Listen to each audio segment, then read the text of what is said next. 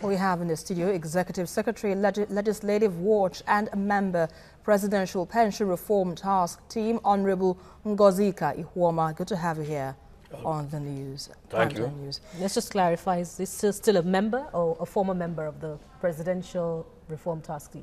A member, Okay. not former. Okay. All right, let's look at this matter, which has generated a lot of buzz recently on the social media and, of course, in some quarters.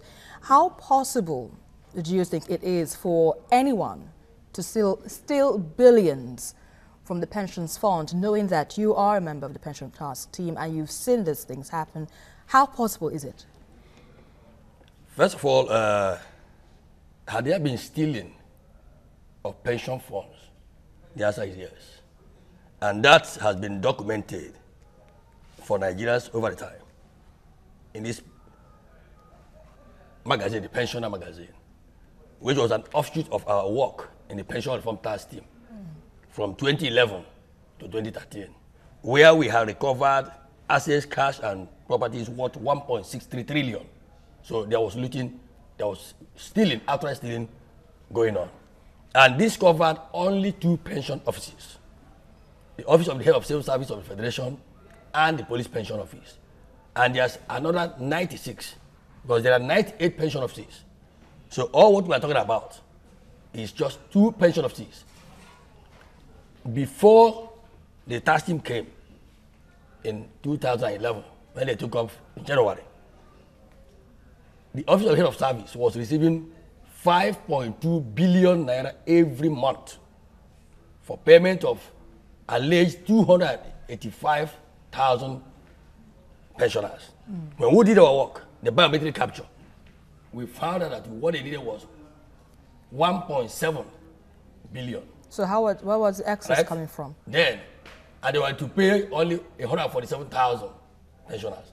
The excess was shared over time by the managers of that office, from the head of service down to the clerk. And we equally know that part of them were shared by legislature, who had oversight. Because the question is, from 1999 to 2011, when the tax team came, were there appropriations for pension? And if there are appropriations, who earned them? You said the money was shared by? From the head of service. Head of service? Down to the clerk. At the time? At that time. Can you name names? Of course. Please go ahead. The records are there of those who were head of service before Orosoye. And anybody who was head of service before Orosoye had his or her hand fully soiled in this.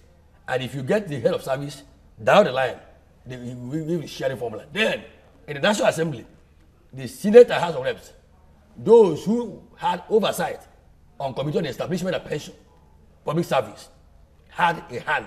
So if you and Maina at that time lived above board, yes, why is Abdulrasheed Maina reluctant to give himself up? Rashid Maina had gone to court 4 times. 4 times, and we have judgments, which the recent crisis is being manipulated by pension thieves, the cabal. They have said there was no judgment that acted upon. This is a judgment fully obtained on 27th day of March 2013. And it is this judgment that quashed every other action that had been taken either by the Minister of Interior or the Head of Service or the Federal Civil Service Commission. Because while this matter was pending in court, steps were taken, which included this. A query was issued to Maina that he went to an award, but the Senate declared him wanted. All right? They declared him wanted on the 2nd. He went to court on the 4th of February. And then he was issued a query on the 2013. 2013. He was issued a query on the 15th of February 2013. That query was answered. It was asked to answer in 72 hours. His lawyers answered. The first to the PAMSEC, and then to the head of the legal advisor on December 18th, and then to the head of service on December 18th, on the 15th, bringing the attention that there was a pending matter. And in law, as long as there is a pending matter and you are seized of it, you cease action. Status quo ante will be maintained. That was not maintained. So are you saying and that... on the 5th, okay. On the 5th of March, Maina was dismissed by the Federal Civil Service Commission. Okay? Then, by 27th of December, March, a judgment came that quashed both the proceedings of the House that gave rise for him to be declared wanted by the Senate. That was quashed because from this judgment, that sitting of the Joint Committee of the Senate did not meet provisions of Section 8 of 1. What did he say? If you pass a resolution to do any investigation, you must first either put it in the journal or you gazette it. The journal is of the legislature. The gazette is of the executive. What is the import? Me and you who are here now, who are not members of parliament, if there's a resolution to investigate TVC, we'll know from the journal or from the gazette. All right, from what you're saying now, it's more like Maina doesn't have any case to answer in all this. But he is still in hiding. We do not know, Nigerians have not seen him, and still he hasn't come out to clear his name. Don't you think he should come out now and explain all this? Well, one thing Nigerians will know that Maina did not go to hide until he was shot severally. This is a staff car from the presidency that former President Goodluck Jonathan gave him, and that was the savior we had. He left Villa on getting to the head of service, which was where his office was. A hell of bullets were opened on him. He was saved because of this staff car. That car is still in the Villa. Now, he applied to both the police and DSS for protection. If you watch the proceedings in the House of Representatives, the DSS made it clear that he applied for protection, and they did a security check and found that there was no encumbrance for him not giving a protection. First of all, protection of life is a constitutional matter, all right? That they are providing security for him.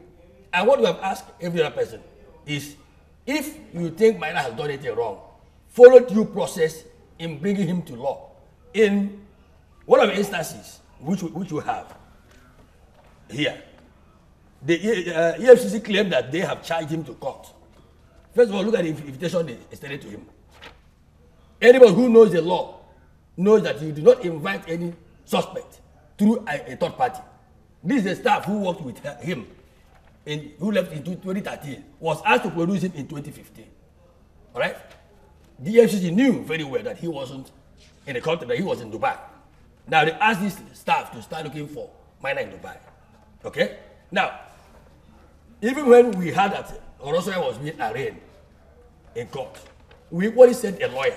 Estos Obama went to court on behalf of Maina to say, charge him, put him in the appropriate role as a lawyer, that our client has not been put as a suspect, but he's been mentioned somewhere.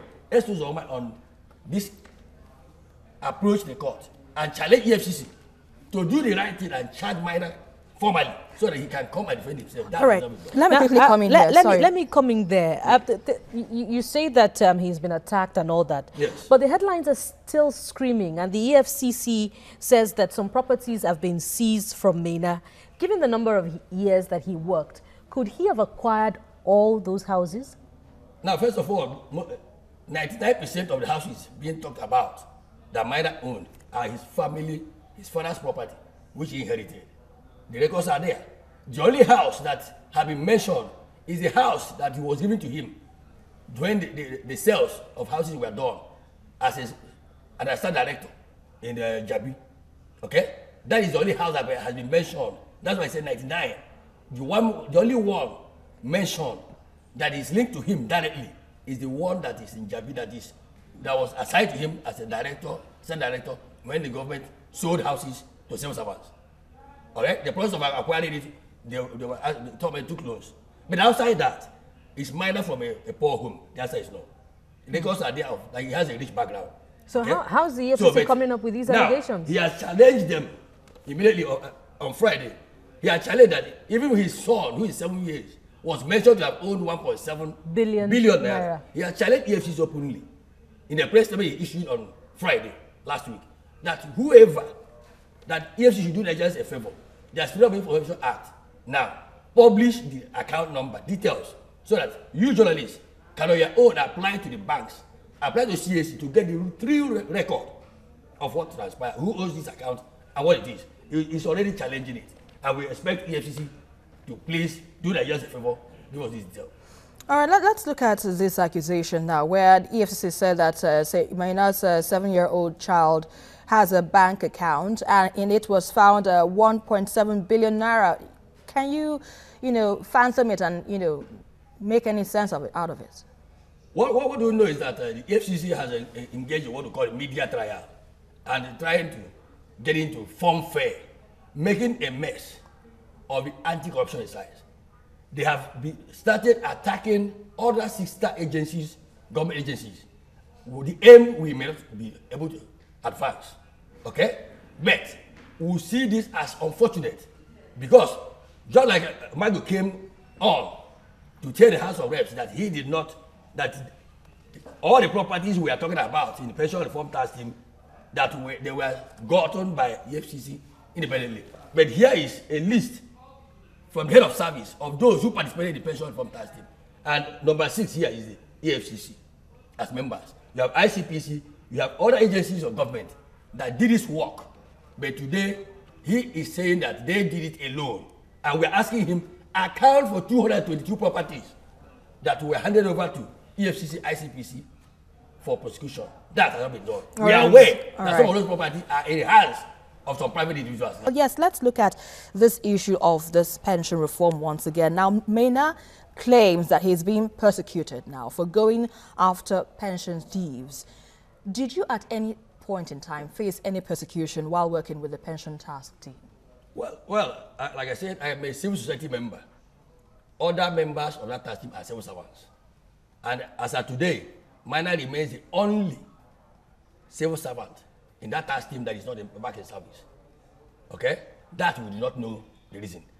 And again, personally, I have suffered because I lost my wife last year.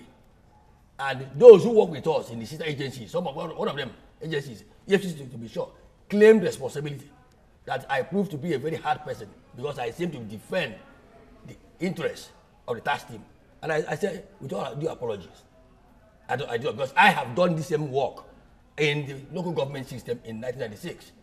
So I'm familiar with trying to chase those who go against public funds and public interests. Okay? So, but what we found out that there was a boldness of the tips, pension tips, quote unquote, when the Senate, the 7th Assembly, moved in and emboldened them, even though they were on bail, all right? And being on bail, they were not supposed to appear before the parliament for any discussion, because it's a matter before the judiciary. But they were emboldened to come to the parliament and throw questions on Lamode, who was the chairman of EFCC, and Maina. All right? That emboldened them. That made them see themselves as people who could bribe the parliament and get them their way. That emboldened them to now go a step further to attempt the life of members of that task team. Now, you are walking about with this quantum of evidence. Aren't you afraid for your life? That's one. 2, are you in touch with Abdul Rashid Maina, and is he ready to come out and answer to all of these charges from the EFCC? First of all, I am not afraid of my life because life belongs to God. And I am a member of the Church of Jesus Christ of the Latter-day Saints. I'm a Mormon, and I can't be intimidated by anybody. What I am doing, I owe it to God. And I know that God, who pushed me to reveal, to tell Nigerians what has happened in the dark, will protect me. Outside that, I'm in touch with Maina. I have not hidden it.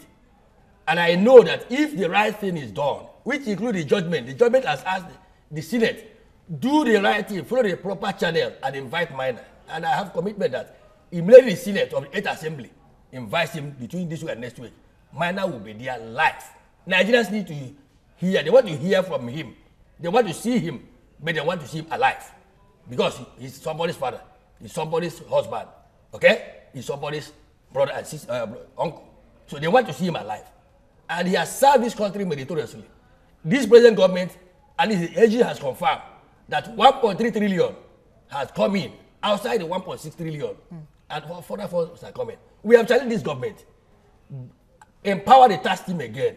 We will get you at least 3 trillion in 90 days. We know where these funds are. It was a cartel, a cabal that lasted for over 52 years that was broken. Okay? We are talking about 2 pension offices out of 98. 96 is yet to be touched. And if you go there, the economy that you are talking about, there will be no need borrowing. We have the resources here. So you're saying that Maina is ready to face a panel of inquiry? Every day. And with reassurance from the DSS, which was given the House of Reps, that they are giving him protection. Call him tomorrow. He will be there. He will only come if he's provided protection. Of course, there's one protection. Already the DSS is giving him protection. He will be available. He will be allowed. All right, let's leave it at that for now. Thank you very much, Executive Secretary, Legislative Watch and Member Presidential Pension Reform Task Team, Honorable Ngozika Ihuoma. We appreciate all you've said on the Prime Time. Thank you for your time.